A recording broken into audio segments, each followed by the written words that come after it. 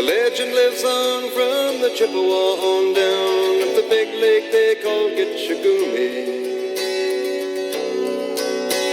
The lake, it is said, never gives up her dead when the skies of November turn gloomy.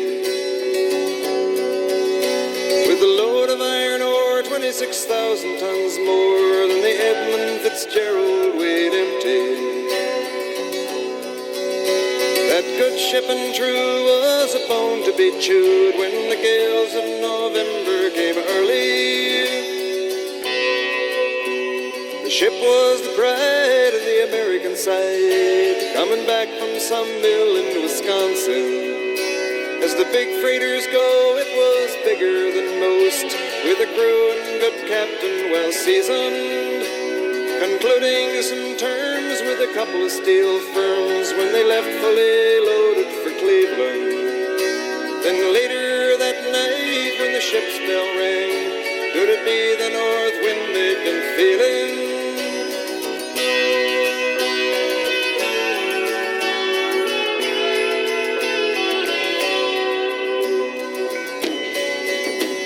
The wind in the wires made a tattletale sound, and the wave broke over the railing. And every man knew, as the captain did too, 'twas the witch of November come stealing. The dawn came late and the breakfast had to wait when the gales of November came slashing.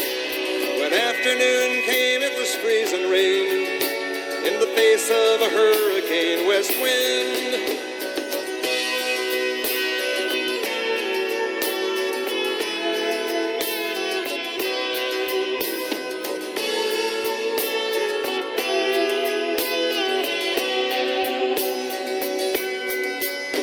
When supper time came, the old cook came on deck saying, "Fellas, it's too rough to feed you." At 7 p.m. a main hatchway caved in. He said, "Fellas, it's been good to know ya." The captain wired in, he had water coming in, and the good ship and crew was in peril. And later that night, when his lights went out of sight, came the wreck of the Edmund Fitzgerald.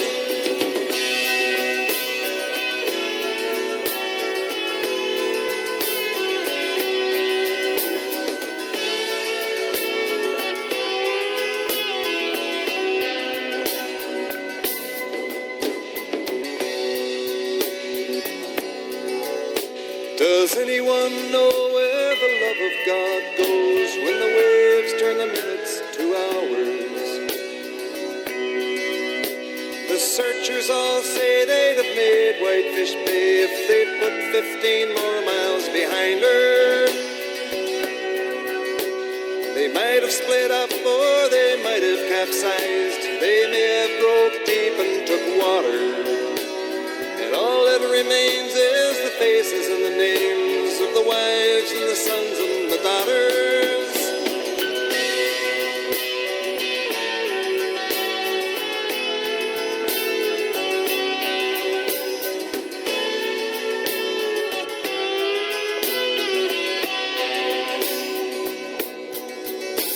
Lake Huron rolls Superior sings in the rooms of her ice water mansion. Old Michigan steams like a young man's dreams. The islands and bays are for sportsmen. And farther below, Lake Ontario takes in what Lake Erie can send her.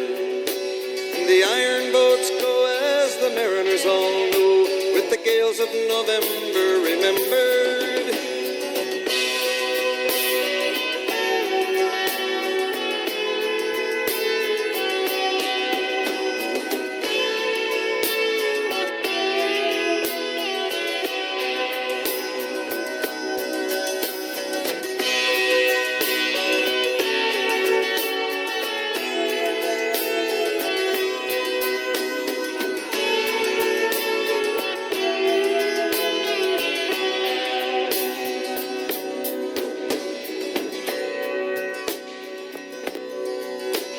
In a musty old hall in Detroit, they prayed in the Maritime Sailors' Cathedral.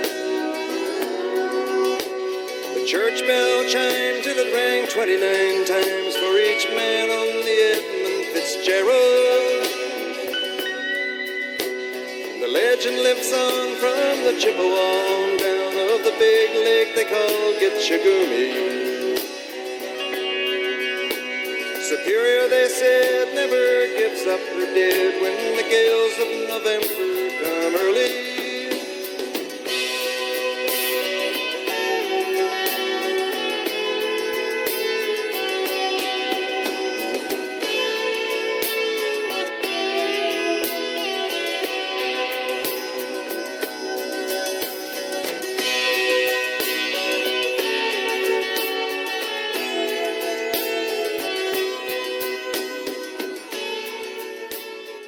Away to Crewe or Sheffield United, I gather. That was one of Canada's foremost singer-songwriters. It was, of course, Gordon Lightfoot and the wreck of the Edmund Fitzgerald. And that opens up the second hour of A World of Difference here on Trent Sound. A couple of email addresses for you. studio@trentsound.com. studio@trentsound.com. During the programme, I'll have ample ability to read those and to reply if you get them in the next half hour or so. And if you're wanting to email outside the hours of the programme, then the best address is probably this one. It's a new one for you. dragons.and.difference, okay? dragons.and.difference @gmail.com. So outside the programme hours, that may be the best one to go for. And producer Paul, as I think I now must call him, will pick them up. He runs the excellent Dragons and Difference website and is responsible for putting the replays of the programme up on YouTube. If you Google Dragons and Difference, they'll probably come up in that kind of way. Right, that's enough waffle from me. As I said, we've just heard one of Canada's best-known singer-songwriters. But the next half hour or so is devoted to the music of James Keelaghan, also from Canada, Ontario in particular, I think. And Pat Tynan was good enough to send me a copy of James Keelaghan, The First 25 Years. And if somebody's been around 25 years and produces a retrospective, and I'd never heard of him, it seemed like a very good reason to find out a bit more. And it turns out to be very timely, because he is currently on tour in the United Kingdom, and very specifically on Wednesday night this week, plays at the Carrington Triangle Folk Club here in Nottingham. And congratulations to Martin and the gang for fixing that up.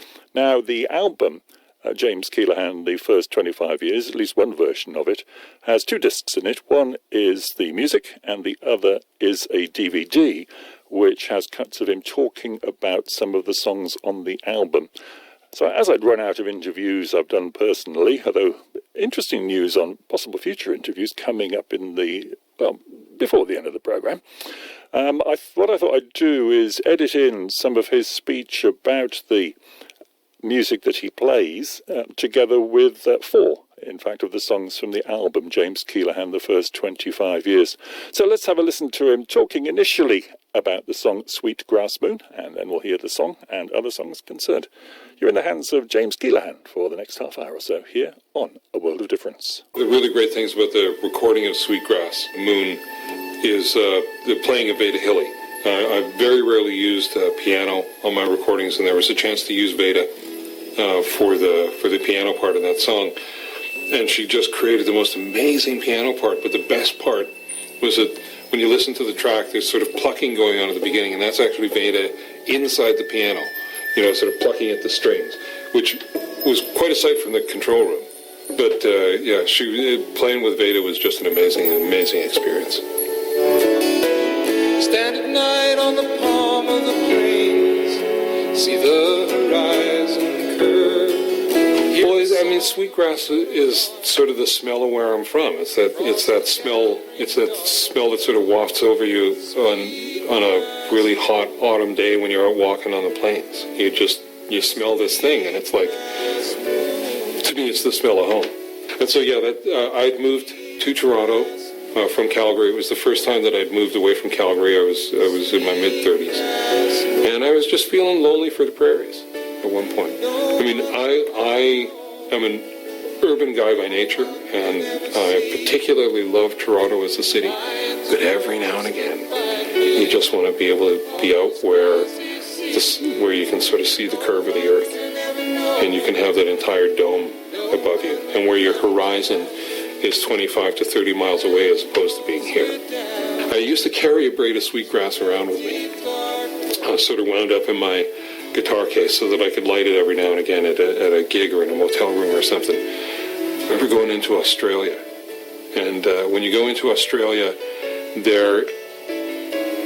are fanatic about keeping out introduced species, and so you have this whole checklist when you're going into Australia. Are you carrying any of the following? And it just really goes down. And I went, well, you know, if they go through my stuff and they find it and I don't say that it's in there, then there's going to be a problem, so I better tell them that I have it. So I checked off exotic grasses. I get up to the guy and looks to my stuff, and he sees that I've checked this thing off, and he goes, oh, you're going to have to go see agriculture. So off I get sent to this other waiting area, and there's a door, and it says agriculture. It's an awfully tiny door for agriculture, but eventually the door opens and this very strapping Australian woman in uniform steps out and says, yes, yes. And I said, I have an exotic grass. And she said, where is it? So I pull it out, and in the time between where I get from here to here, she goes, sweetgrass, prairie succulent, that's fine. And it's like, whoa.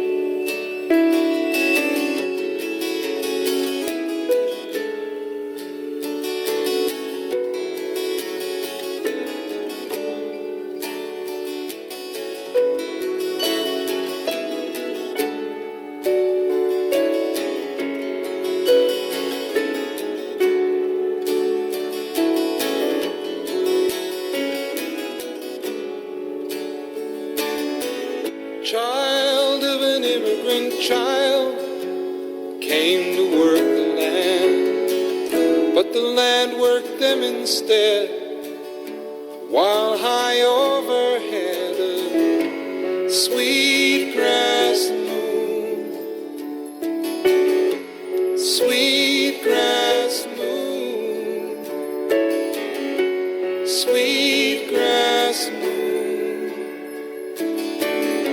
Sweet grass moon, stand at night on the palm of the plains, see the horizon curve, hear the song of the meadowlark across the gathering dark. A sweet grass moon,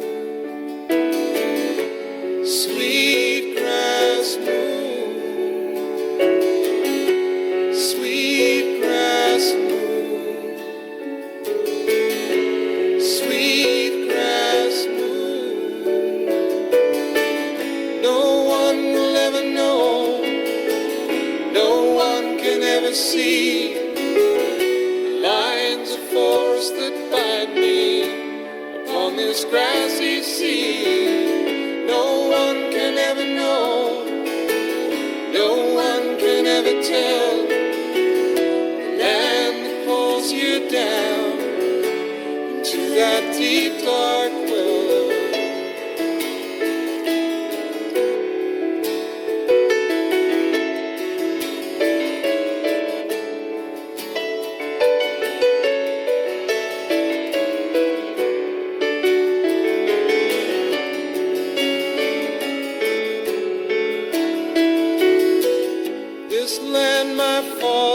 adopted so much a part of me that I can't separate it.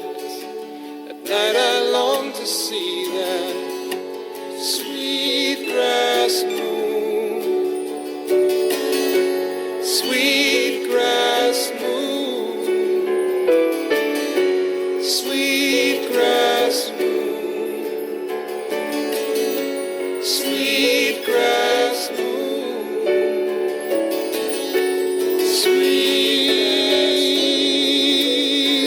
sweetgrass moon, sweetgrass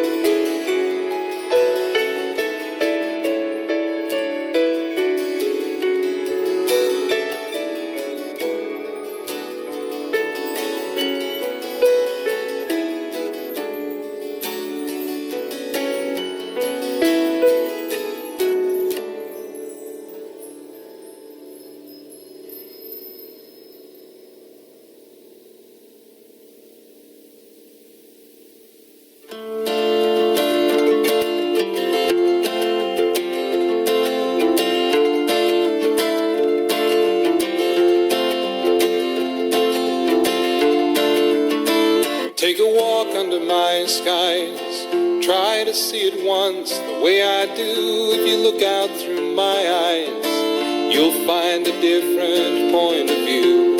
Everything changes, every fact wears some disguise. Cast off your troubles, take a walk under my skies. Not one rule since you've been born that's not been tattered and has not been torn. Not one thing you cared about that's not been darkened by the shadow of doubt. Hard times,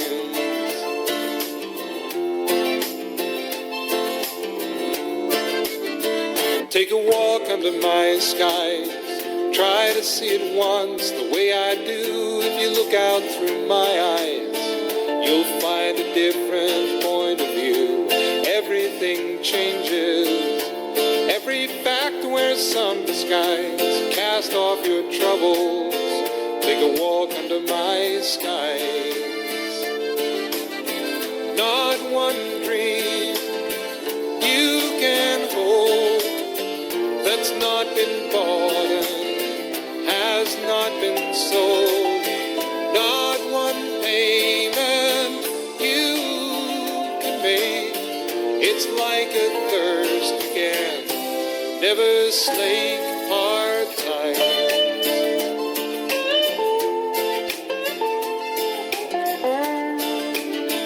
take a walk under my skies, try to see it once the way I do. If you look out through my eyes, you'll find a different point of view.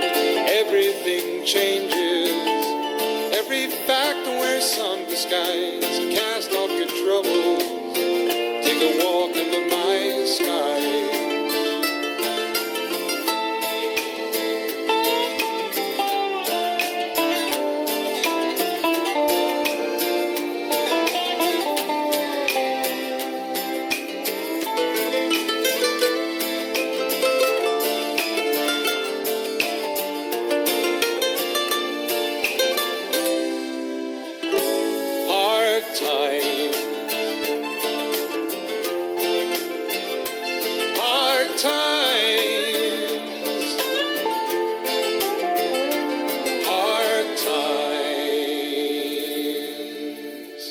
Song was written in the upstairs room of a very good friend of mine, Anne DeGrace, who's a fantastic author, lives in Nelson, BC, and we've known each other since we were like 19 years old.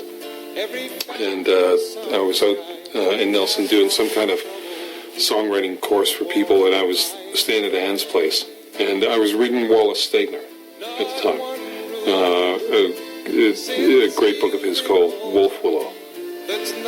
Where he says that a an upright human being is as sudden and unexpected as an exclamation mark and as enigmatic as a question mark.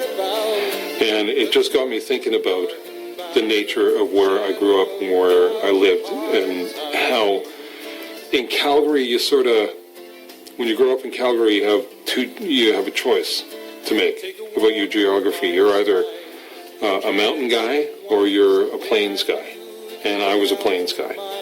I loved the absolute minimalism of the prairies, and I loved the absolute massiveness of the prairie sky. And so I started reading Stegner, and reading Wolf Willow just really got me thinking about who I was and where I was from and the geography of where I'm from. And so that whole song is really just sort of a riff on that. Thanks to Wolf. I read it the first time in Flames Across the Border, Pierre Berton's book about the War of 1812. And there's just a short thing in there about, because Tecumseh is a huge part of the war, obviously, and a huge part of our psyche. There's this little diversion about this legend that Tecumseh loved only one woman in his life, and her name was Rebecca Galloway. And that Rebecca and her father were the ones that taught Tecumseh to speak English, and basically equipped him to deal with the white man. The legend is that one day he showed up at the door of the house with a pack train of 6 horses, laden with fur and blankets and all kinds of other courting articles.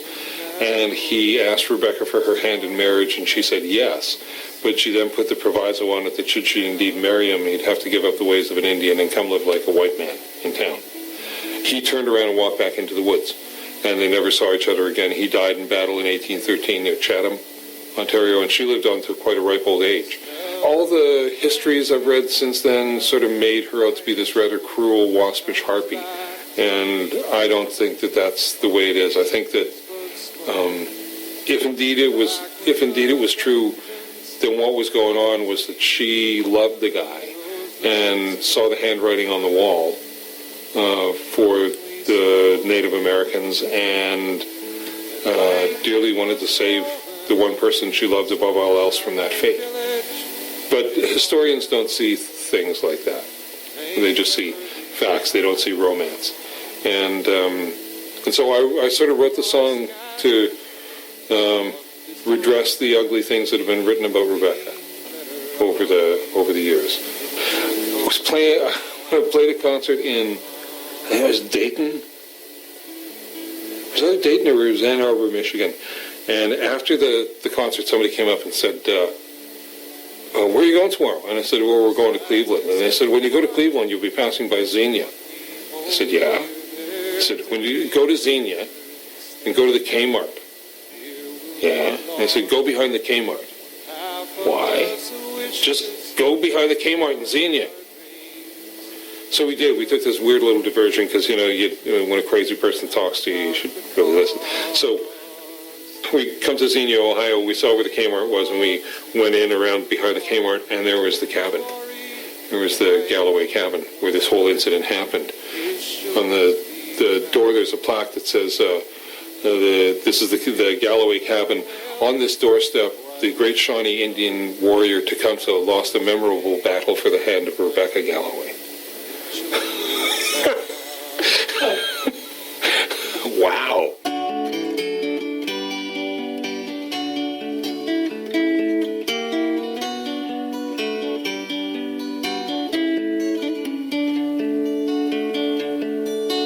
Last time I saw him, he'd been swallowed by the wood. I'd have followed if I could. He'd have stayed had he wanted. Had he the desire, or had I the will, I would be with him still. But instead he just haunts me. I knew when he faded I'd ne'er see him again. His laughter's embrace would no more me surround. The chill that went through me is the chill wind that blows through the soft midnight stillness of Chillicothe town.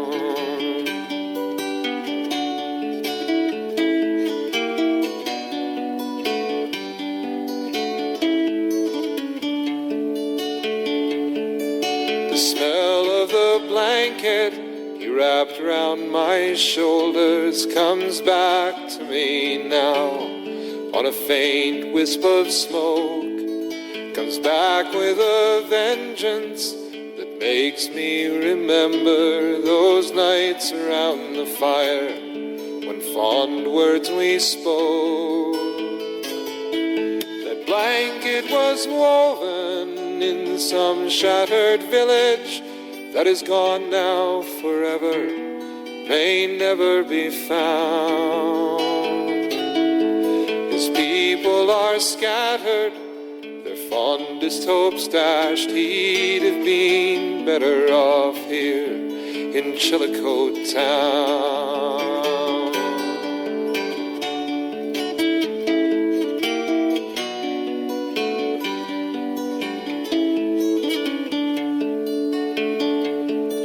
I knew from the start just where he stood about his intentions. There was no mistake. To stay meant his dream, so dear to his heart, was the one thing he knew he must somehow forsake. He just couldn't see that the old ways were passing, a new wave was rising, and he would be drowned.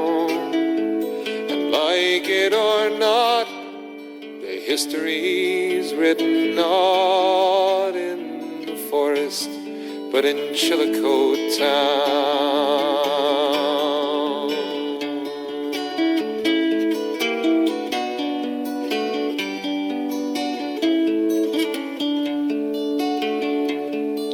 There's sadness in parting. What we hold dear, there's a danger in staying, for fear we'll be lost. One half of us wishes to live out our dreams, the other half reckons and counts out the cost. Though we may go on to far greater glory, by knowing where destiny is sure to be found. I wish him no ill, though I wish him no fame, and such fame as he'd find here in Chillicothe town.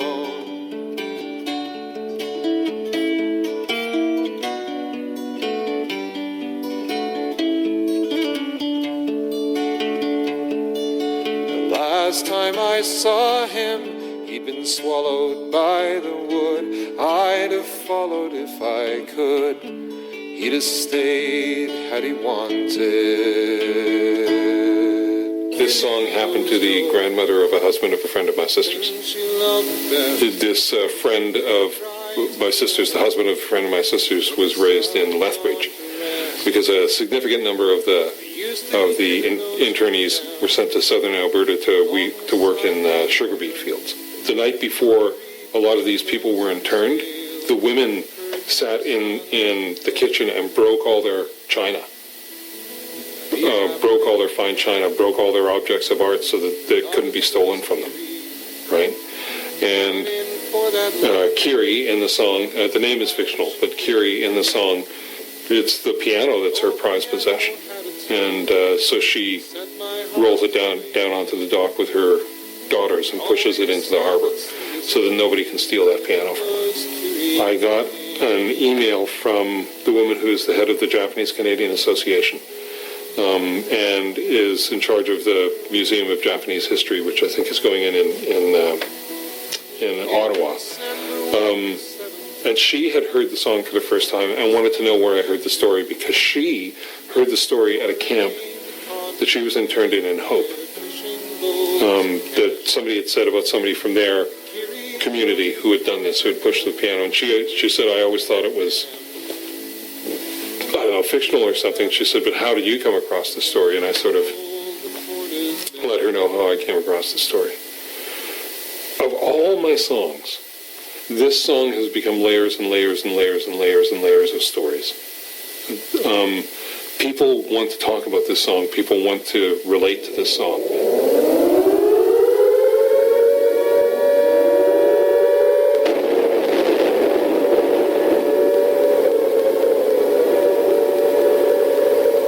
I have a guitar that was sunk at Pearl Harbor, which was willed to me because of this song. Because that I played this song on one night in southern Oregon. Somebody handed me this guitar that had been sunk at Pearl Harbor. The guitar survived Pearl Harbor, but the guy who owned it didn't. It was this guy's uncle, and he wanted me to play the song about the Japanese internment on a guitar that was sunk at Pearl Harbor.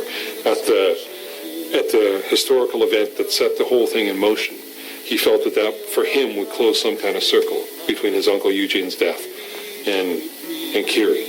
I know of at least 4 children who have been named after the song, who have been named Kiri. I have a painting in my house by fine West Coast artist Claire Kajunzik, who did a painting of the song. It has inspired all kinds of stories from people. There's this festival over in Denmark, in a place called Tuna, and it is one of the best folk festivals on the face of the earth. I've been blessed to play that festival, I think, 6 or 7 times now. And I think it was the second time that I was there. Karsten Panduro, who is the artistic director, I had said to him, look, like, a lot of my songs are historical and they're specific to stories, and I just don't know how much people are understanding them or not understanding them. And he said, well, people here tend to have a fairly good grasp of English, and just play what you play, and they'll like it. And we played Kiri, and I had introduced it. I'd done a short introduction to it, and then played it. And when the song finished, they applauded. And if they really like something in Denmark, it starts like the applause starts like this, but then it very quickly goes into this very rhythmic thing, and the whole audience will be doing that. Probably 2.5 minutes. I couldn't start another song. They would not stop. And I was just about in tears. And when I came off stage, Carson was there, and I said, can you explain that to me? Can you explain what just happened with that song? And he said, well, where are you? And I said, I'm in Denmark. He says, what happened to Denmark during the Second World War? And I said, you were occupied. And he said, what you were singing to them was their experience. And that was one of my light bulb moments about writing songs and about writing history, is that, yeah, we share so much as human beings. We share so much experience, and we somehow think that our cultures divide us. But once we can get past those things like language and whatnot, our experiences are very much the same. And a person from Denmark can empathize with a Japanese-Canadian woman pushing her piano into the water in Canada because they understand the experience.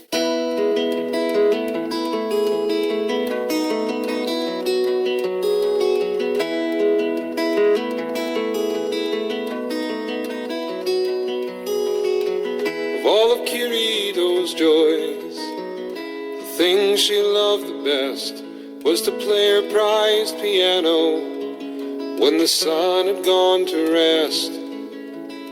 I used to hear the notes drift down along the silent water as Kiri played the notes and scales for her dear sons and daughters. Now me, I played piano, but not as good as Kiri. She went in for that long-haired stuff, but my, she played it pretty. The old piano had a tone that set my heart to waking. It always sounded sweetest though when it was Kiri playing.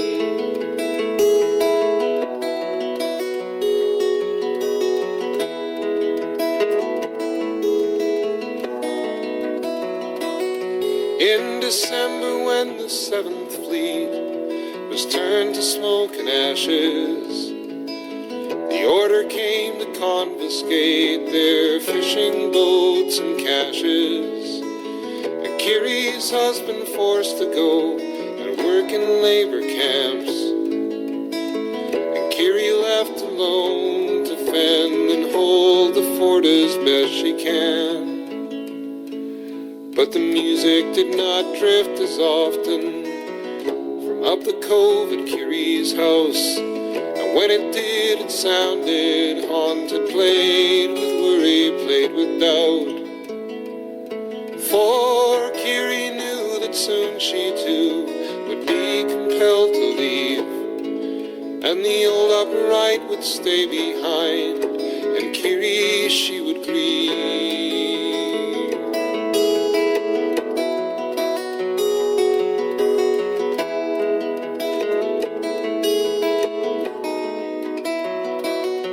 I loaded Kiri on the bus with stoic internees. The crime that they were guilty of was that they were not like me. And if I was ashamed, I didn't know it at the time. They were flotsam on the wave of war. They were no friends of mine. And I went up to Kiri's house to tag all their belongings and set them out for auctioneers who'd claim them in the morning. One piece that I thought I'd keep and hold back for myself was that haunting ivory upright that Kiri played so well.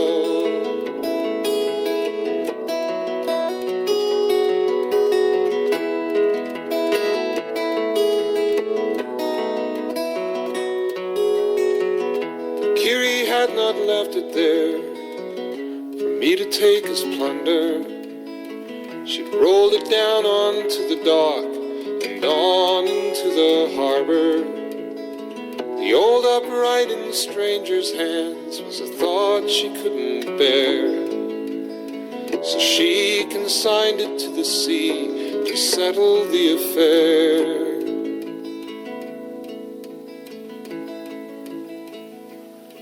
And so many years have come and gone since Kiri's relocation. I look back now upon that time with shame and resignation. For Kiri knew what I did not, that if we must be free, then sometimes we must sacrifice to gain our dignity. Yes, Kiri knew what I did not, that if we must be free, then sometimes we must sacrifice to gain our dignity.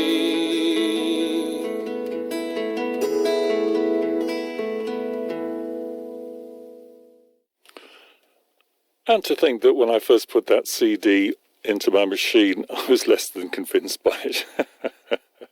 Remarkable, remarkable stuff. And credit to Martin Smalley from the Carrington Triangle Folk Club for booking James Keelaghan. He appears at the Carrington Triangle Folk Club this coming Wednesday night. And what a great, what a lovely man he appears to be, and what terrific songs. The songs we heard were Sweetgrass Moon, My Skies, Rebecca's Lament, and the wonderful Kiri's Piano. And they're all taken from James Keelaghan, The First 25 Years. And that contains 2 discs. It contains the CD of the songs and a DVD in which he explains the origin of the songs, and that's the DVD I plundered for the audio for that piece. Hope you enjoyed it. James Keelaghan, who plays on Wednesday night at the Carrington Triangle Folk Club. He's on tour around the UK, so check his website to see where else you can find him. Very good evening to Stella. Nice to know you're there, back from a slightly muddy but nevertheless beautiful, no doubt, New Forest. And also to Isaac, if you're listening, hi there. I think Pete might be out and about somewhere. Hope the homework's proving a little challenging, so she wants some music continuing in a Canadian theme. So let's do that. This is Rosette by the mighty Le Vent du Nord. Oh, Rosette, petite Rosette, y'a ben longtemps que je t'ai pas vue. Oh, Rosette, petite Rosette, y'a ben longtemps que je t'ai pas vue. J'en ai eu des nouvelles du pays, que tu n'étais pas sage comme tu me l'avais promis. Que tu n'étais t'étais pas sage quand tu me l'avais promis.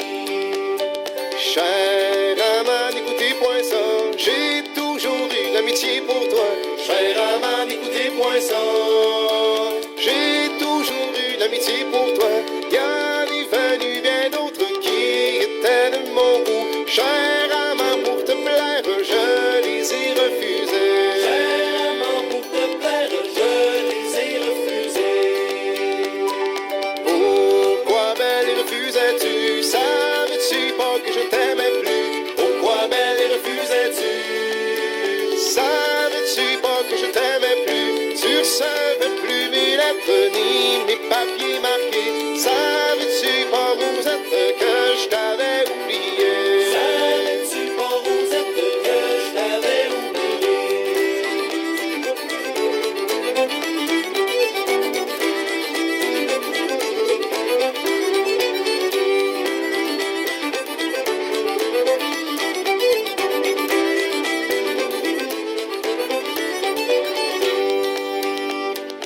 Venez tous, venez écouter la jalousie qui le fait parler. Venez tous, venez écouter la jalousie qui le fait parler. Il n'avait pas de fortune, encore bien moins d'argent pour acheter des bagues qu'on donne à l'épouse. Pour acheter les bagues qu'on donne à l'épouse. Belle, les bagues que je te donne pas ne te feront jamais mal aux doigts. Belle, les bagues que je te donne pas ne te feront jamais mal aux doigts. Je donnerai à une autre qui sera de mon goût. Et toi, petite Rosette, tu seras oubliée. Et toi, petite Rosette, tu seras oubliée.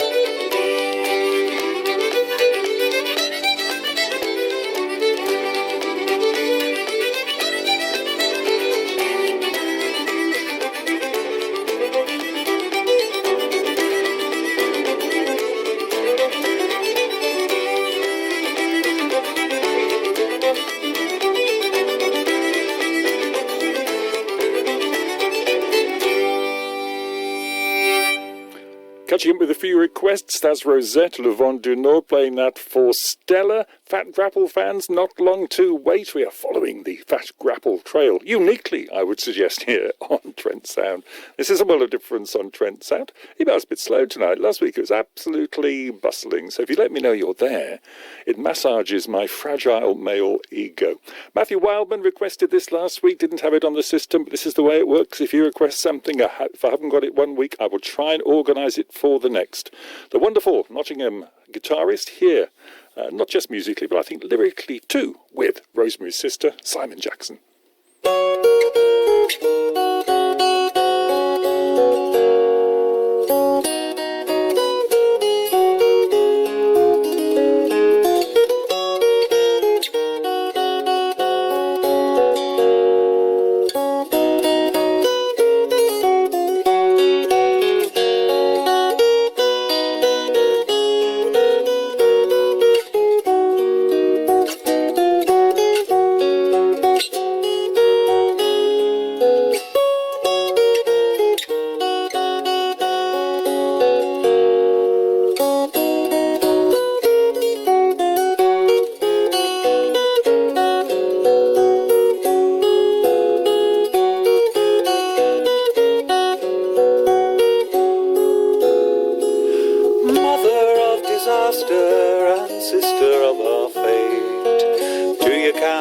Tragedies we see, father of confusion sister of Rosemary. The doodlebugs were flying, the blitz was at its height. Rosemary lay sleeping with her sister only 5. No one heard the one that hit, the one that blew the lid. But Rosemary came out crying, and her sister never did. And you fly high, and your dreams are all in vain. One moment you are singing, and the next you cry in pain. But high above the heavens, on a host of angels' wings, Rosemary's sister will be dancing.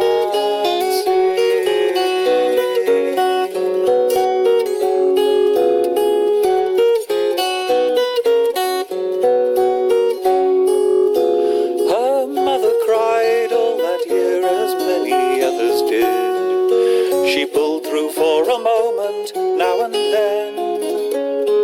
And the people down on Bethnal Street, in the rubble and the stones, swept up their lives and started out again. When tyranny needs fighting, you do your best to try to stifle all the heartache till it's safe again to cry. And when at last the darkness clears and the sun comes shining through, you dust it off and start it all anew. And you fly high, and your dreams are all in vain. One moment you are singing, and the next you cry in pain. But high above the heavens, on a host of angels' wings, Rosemary's sister will be dancing.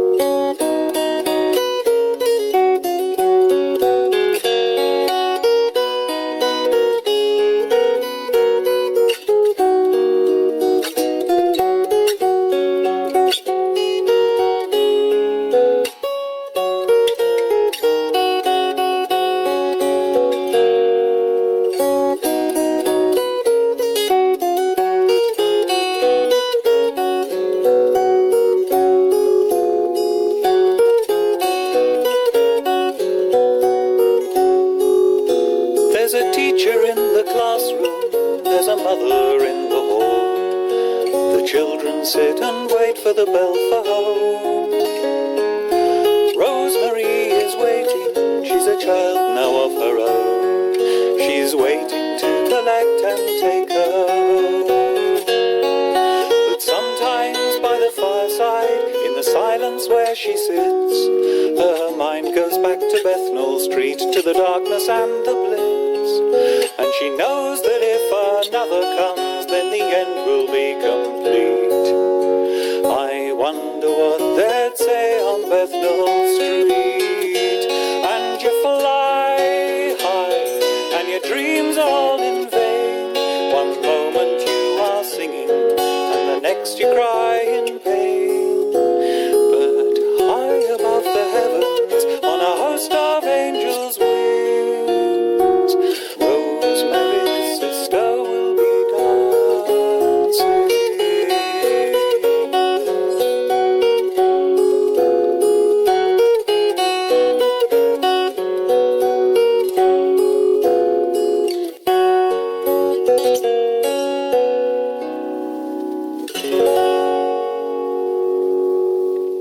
Nottingham's very fine Simon Jackson and Rosemary's sister. And Simon, if you're listening, when are you going to come in and do a session for me?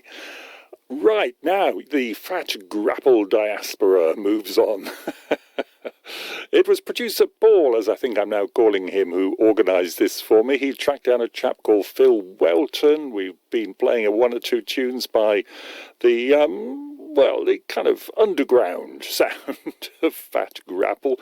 And this is the next little chapter in this story. And it's a song called Mister. And Phil Welton writes as follows: I would love Mister to be played. I'm sure my little lyrical slip will pass by unnoticed by most listeners. Let's see if we can find out what that's about. Listen for a lyrical slip, boys and girls. This is part of the bedroom tape recorded in 1972 at 187 Tynemouth Road, Newcastle. If anybody is round kind of 185 Tynemouth Road, Newcastle, could you nip round and see if there's a blue plaque on the wall yet? Because surely there should be. Affectionately, if somewhat youthfully patronising song for his dad, who took it with good grace. So it's called Mister. It features Eddie Jobson, I think, as much as anything else. And let's have a listen to it and see if we can spot a lyrical slip. I'm probably so insensitive I won't. I'll probably take it for granted. So Fat Grapple featuring Eddie Jobson. This is Mister.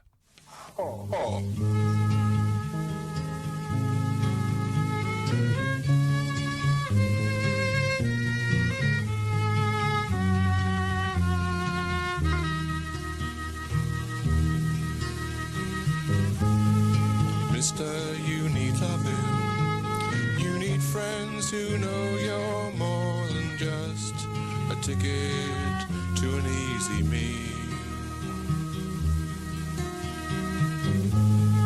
Mister, you need loving.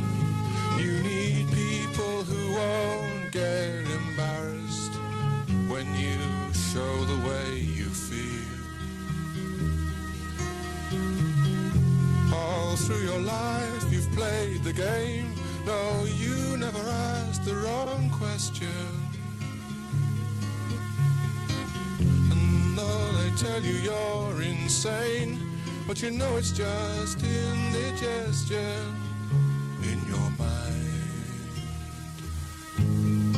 Mister, you need loving. You need time to rest, to heal your pain. Forget the way they made you bleed. Mister, you need loving. You need somewhere to get off that train. Think again about the things you need. Well, there we are. I couldn't spot a lyrical slip, but there again, I'm totally insensitive, so probably couldn't. Anyway, Fat Grapple featuring Eddie Jobson on the fiddle, part of the legendary bedroom tapes from 1972 by Fat Grapple. Here's Judy Fowlis.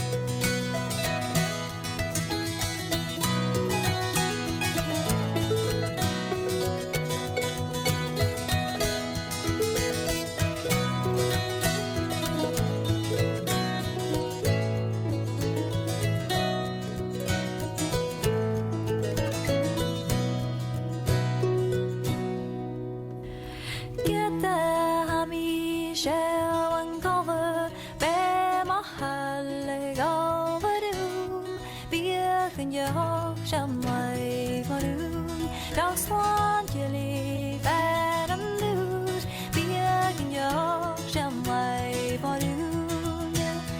I guess I say shame ya goyish. None do it more good yellow.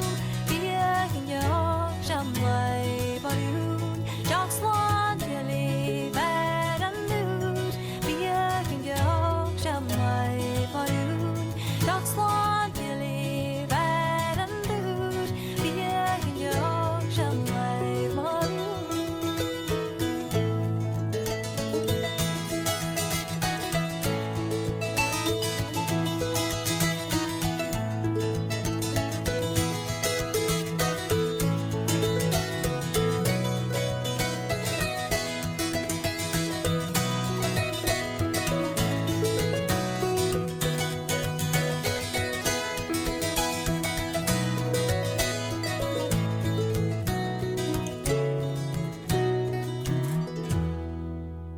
That's Julie Fowlis and something utterly unpronounceable in Gaelic. If anybody would like to run Gaelic lessons for radio folk presenters, I would probably sign up. That's about it for the second hour of the programme. In hour 3, music from Ironson, Mark Almond, but not that Mark Almond. And there's going to be something from Joan Armour Trading. She will probably close the programme. Would you like to hear an annoying tune to take us up to news? No? Well, you're going to anyway.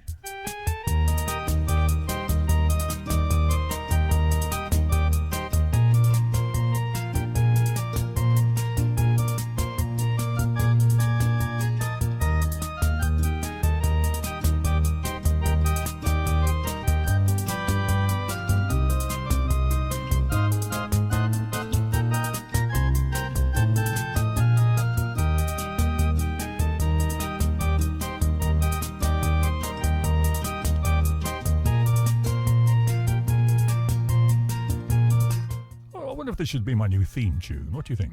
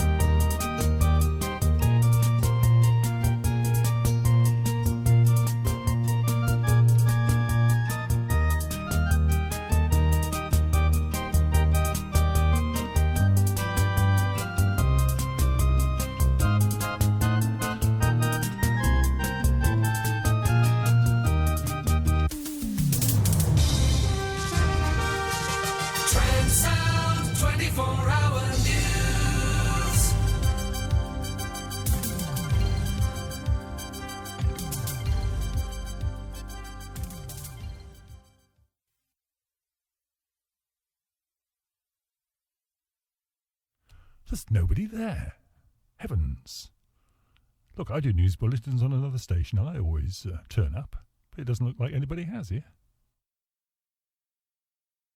It is terribly, terribly quiet, isn't it? Top news of the day. Plymouth Argyle have been drawn away to either Crewe or Sheffield United in the FA Cup.